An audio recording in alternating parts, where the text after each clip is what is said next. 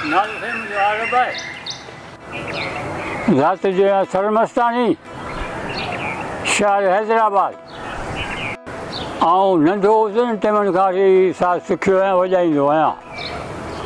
ऐं ॿाहिरि मुल्कनि में ख़ान साहब ख़मीसे ख़ान सां हर मुल्क में वियो आहियां। फ्रांस वियो आहियां, चीन वियो आहियां, कोरिया वियो आहियां, जापान वियो आहियां, अफ्रीका वियो आहियां, अमेरिका वियो आहियां, ऐं मिस्री खां जमालिया रूस वियो आहियां। ऐं उन खां पोइ वरी हाणे अकबर पंहिंजो आहे, उनखे मौला इमाम हयाती ॾे। हाणे ख़मीसे ख़ान खां पोइ इहो पंहिंजे नंबर ते असांखे वठी वेंदो आहे ॿाहिरि मुल्कनि में, हिते पंहिंजे पाकिस्तान में बि वठी वेंदो आहे। अलाह उनखे आबाद करे, दुआ कंदा आहियूं उनखे।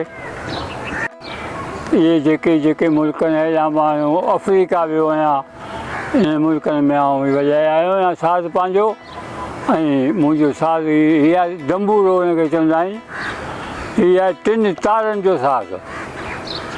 हीअ घणीअ कंदे बलोचिस्तान में ठहंदो आहे, पोइ उतां वरी आयो आहे पंहिंजे हिन सिंध में। हाणे सिंध में हिनखे वॼाईंदा आहियूं। साईं लतीफ़ साईं जो एवार्ड मिलियो आहे, ऐं पंहिंजो ॿिया बि एवार्ड इलाही मिलिया आहिनि। 2-3 मिलिया आहिनि एवार्ड। लतीफ़ साईं जो मिलियो आहे, कलंदर शाहबाज़ जो मिलियो आहे, ऐं साईं असांखे सचल सरमस्त साईं खां अवार्ड मिलियो आहे। इहे जेके बि पंहिंजा बुज़ुर्ग वली अलाह जा उन्हनि दरगाहनि ते हाज़िरी भरे आया आहियूं, इहे एवार्ड असांखे मिलिया आहिनि। अञा सुठो असां वटि पिया आहिनि। हीअ साज़ साईं मुंहिंजो ॾाॾो बि वॼाईंदो हुओ, मुंहिंजो बाबो बि वॼाईंदो हुओ। मूंखे पंहिंजे बाबा सेखारियो।